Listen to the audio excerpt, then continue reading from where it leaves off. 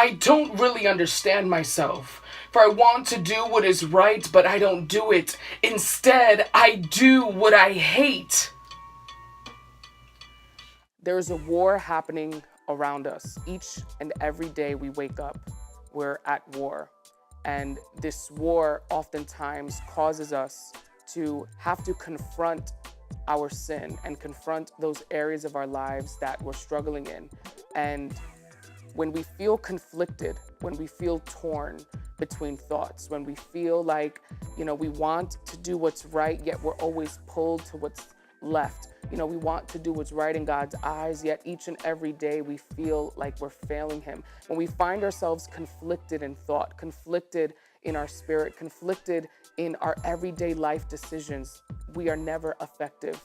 We have to realize that this war between our flesh and our spirit, this war that we face each and every day, the enemy uses this war to keep us tired, to keep us exhausted. He uses this war to keep us drained mentally, spiritually, and sometimes even physically.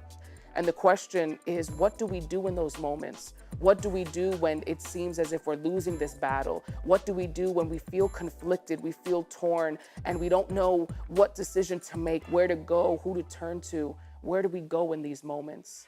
I confess, I'm conflicted, restricted by this addiction to please my flesh. I've permitted for it to grow beyond my control. I am no longer able to tame this beast. These habits feast on me like leeches, draining the little life left in me. For every day I wake and the fight begins. And unfortunately, my decisions have been tainted by my flesh. I bow to its demands while my spirit weeps as death sweeps me further away.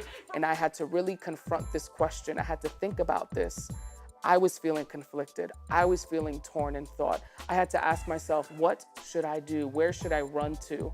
And at times it may seem like our flesh is taking over. It may seem as if our spirit is just dying and getting weaker by the day.